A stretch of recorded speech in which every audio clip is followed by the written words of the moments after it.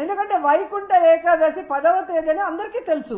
నువ్వు తిరుపతిలోనే పుట్టావు, మీ chairman TTD chairman Chittoor జిల్లా వాడే. మరి మీకు తెలీదా ప్రతి సంవత్సరం ఇన్ని లక్షలాది మంది వస్తారు, వారందరికీ సెక్యూరిటీ ఇవ్వాలి, సక్రమంగా టోకన్లు రిలీజ్ చేయాలన్న ఆలోచన మీకు లేదా?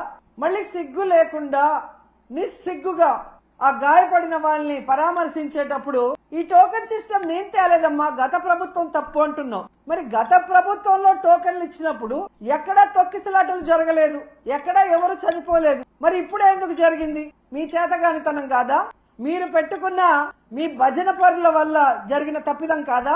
ఒకవేళ అది కరెక్ట్ కాదనుకున్నప్పుడు నువ్వు ముఖ్యమంత్రి అయ్యి 7 నెలలు అవుతుంది, మరి ఎందుకు తీసేయలేదు ఆ టోకెన్ సిస్టమ్? పిల్లలకు ఉపయోగపడే అమ్మఒడి తీసేస్తావు, పేదవాళ్ళకి అవసరమయ్యే ఆరోగ్యశ్రీ తీసేస్తావు, ఏజ్డ్ మహిళలకు యూజ్ అయ్యే వైఎస్ఆర్ చేయూత తీసేస్తావు, పేద పిల్లలు చదువుకునే ఫీజు రియంబర్స్మెంట్ పాలసీని మార్చేస్తావు, మద్యం పాలసీని మార్చేస్తావు, కానీ టోకెన్ సిస్టమ్ మార్చలేవు ఒకవేళ తప్పని తెలిస్తే. అంటే ఈ రోజు నీ నిర్లక్ష్యం వల్ల, నువ్వు పెట్టుకున్న వాళ్ళ నిర్లక్ష్యం వల్ల ప్రజలు చచ్చిపోతే దాన్ని డైవర్ట్ చేసి ఎవరి మీద తోసేయాలని చూస్తున్నావు తప్ప, తప్పు చేసిన వాళ్ళని శిక్షించాలి, ఈ తప్పు మళ్ళీ జరగకుండా చూడాలి అన్న చిత్తశుద్ధి చంద్రబాబు నాయుడికి లేకపోవటం అనేది ఇక్కడ అందరూ కూడా గమనించాల్సిన విషయం.